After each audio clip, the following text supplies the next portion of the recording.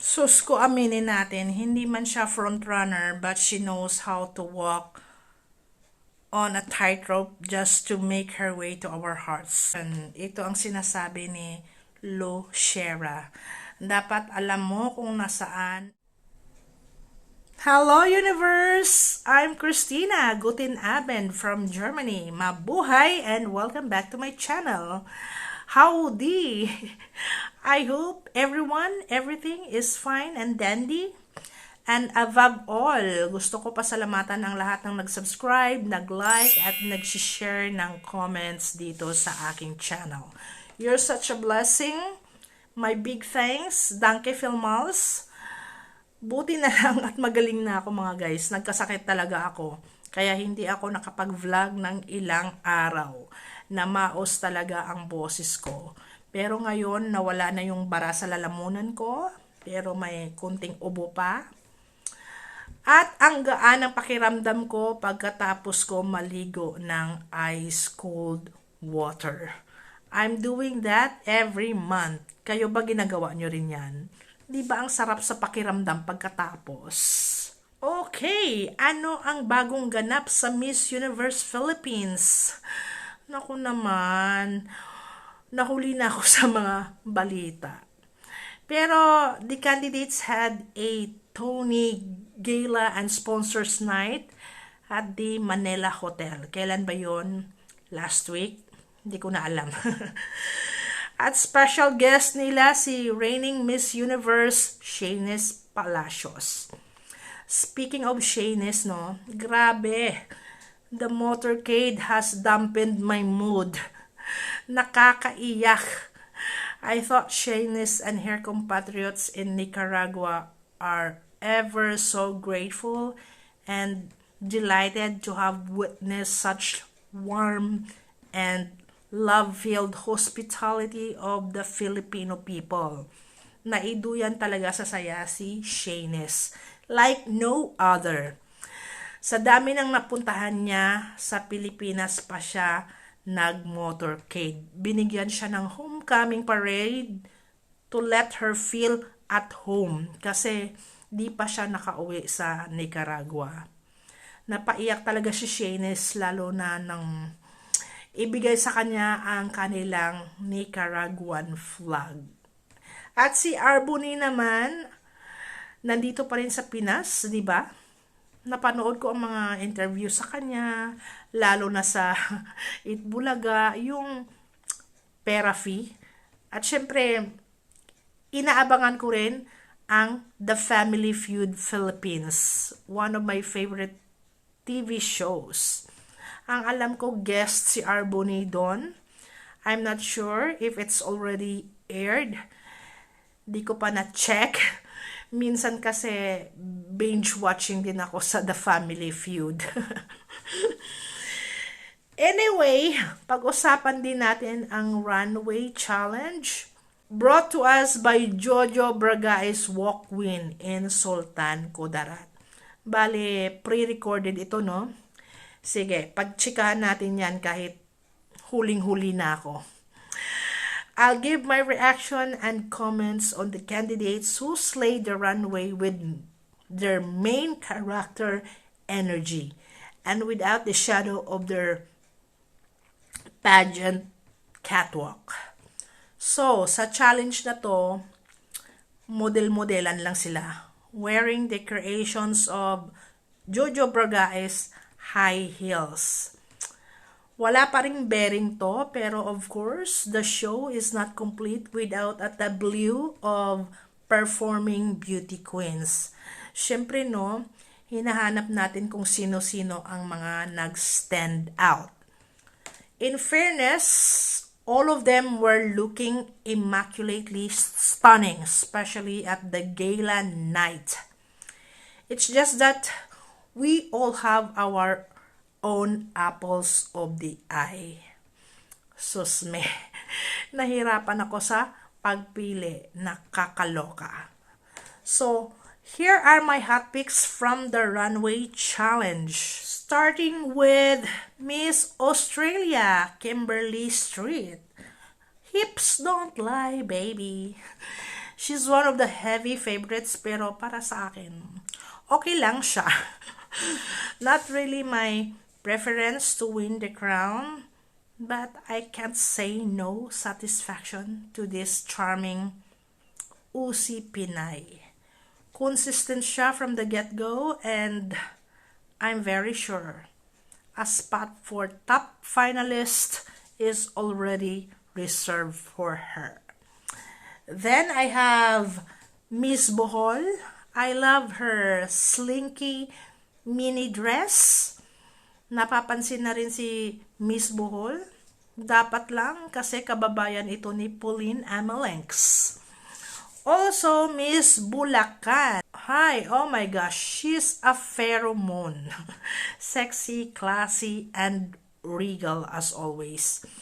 If Mattel Company would see this walking Barbie, I'm sure its heart is throbbing with admiration. Next up is Miss Cagayan de Oro and Miss Cavite. Oh, lumalaban ang mga beauty nila. They're solving the equation. Not yet your slackers, kaya alert pa rin tayo sa mga underdogs. Then, Miss Cebu, Christopher Hanson, ang tita nyo na hindi tumatalab ang asido sa feslak. Sus, kagwapa og hamot man ni si Chris. Bisaya, jud tag kay kahibaw man ko. Charot lang. Ang corny ko. Also in my list are Miss Hawaii na umaariba pa rin. Grabe, panalo to lagi sa botohan si Miss Hawaii. Miss Kananga na super like ko ang makeup niya. Have you noticed, mga guys, ang kapal ng makeup ng ibang girls, no? As in, kitang-kita ang contour. Pero, kay Miss Kananga, soft application lang siya. Also, Miss Leyte has a nice makeup as well. Maganda din to maglakad, ano, si Miss Leyte. Then, of course, Miss Mariveles is also one of the stage standouts. All right, let's go to my top 6. Aban si babae, Miss Iloilo, another pheromone, baby.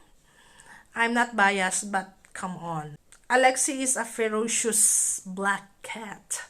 You know, black cat music is playing on my mind, on my head. Alam niyo yun, yung song ni Janet Jackson, Astig, diba? Ang ayaw ko lang yung outfit niya dito kasi silver is not on the color palette of Alexi's skin tone. But let's shake that off. It's the confidence element of Alexi Brooks that matters. Che, ang sabi ni Alexi. Next up is Miss Zambales. Nanibago ako dito kay Anita kasi parang ibang level ang aura niya. A silent banshee. Pero nanlalamon ang performance. Then, Miss Palawan. I just go Raven. That's it. Ayokong one-hit wonder ka lang. You have to be a Saint Elmo fire every time you come out. Bravo, girl. You made me happy. Miss Pampanga also did a great job. Bumabawi na naman si Cyril. Stand out siya dito kasi kitang-kita natin ang tangkad niya, ang haba ng bias. Hindi siya gigil, nasa tamang timpla lang.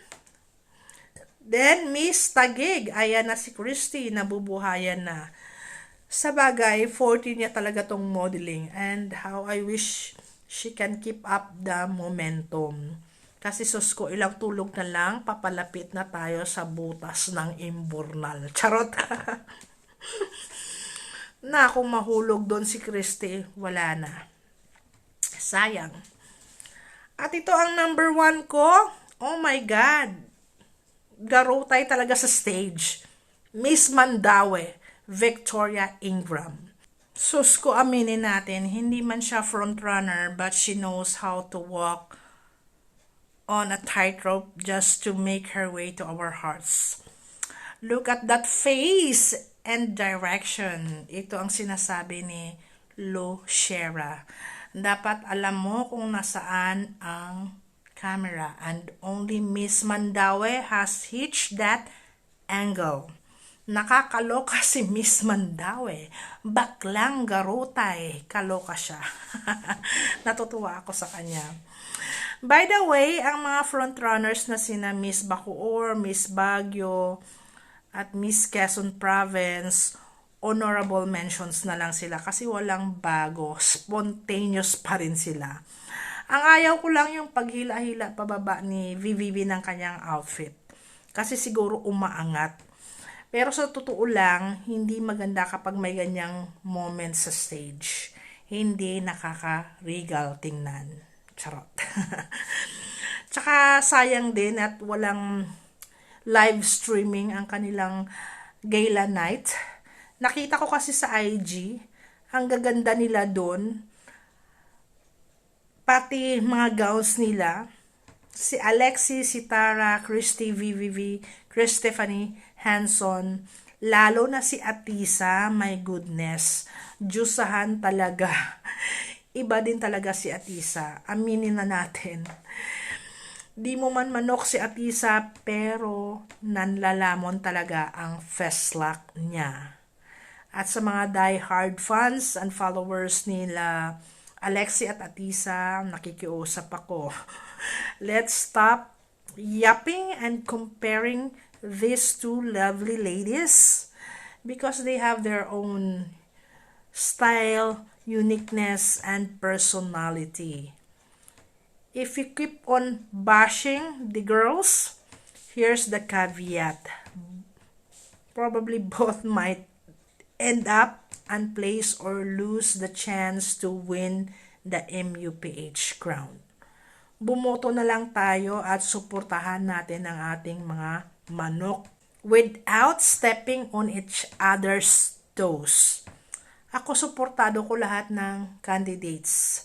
Kasi at the end of the day, kung sino sa kanila ang mananalo, we have to round up to support our representative for Mexico. Alright? And before I go, gusto ko lang sagutin ang question ng isang viewer kung nanonood din ba ako sa ibang pageant vloggers. Oo naman, hello. Napaka-ipokrita ko naman kung sabihin kong hindi talaga. Of course, sumisilip ako sa kanila at dati, nung hindi pa ako nagva-vlog, lahat naman ng mga pageant vloggers sa Pinas, pinapanood ko. Silent viewer lang naman ako kasi I'm more on listening. Lalo na kapag nagluluto ako or naglilinis ng bahay. Minsan na lang ako nakakapanood sa mga nila, live sesh nila kasi syempre may sarili na akong channel. At balita nga ng friend ko sa US kung aware ba ako sa mga nangyayari sa mga pageant vloggers. I said yes, I've heard it from RJ Ignacio kasi si RJ is one of my favorite pageant vloggers din. I'm feeling bit annoyed lang at the current warlahan nila. But then I prefer not to say something because it's their personal issues. Huwag na tayo magsawsaw at maglagari ng mga kwento kasi gatong lang yan. Pero nagkaayos naman yata sila ngayon, which is very good.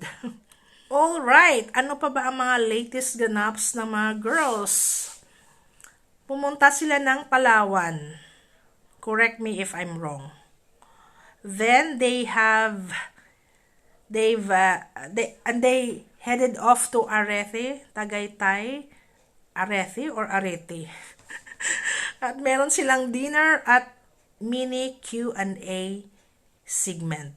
And Alexi Brooks has won a Miss Arete Tagaytay Award. Bongga si Alexi, no? Tinalo niya si Stacy. This is what I've been saying.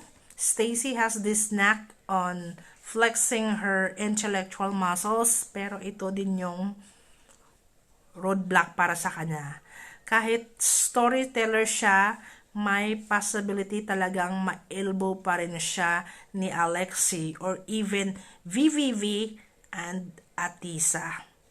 I do admire Stacey's speaking prowess, but when she's on cue for a Q&A stint, nagkakaroon tayo ng angst na baka maubusan siya ng oras. So mga guys, marami pa tayo pag-usapan sa susunod. I'm excited for their individual runway challenge and Q&A interview challenge.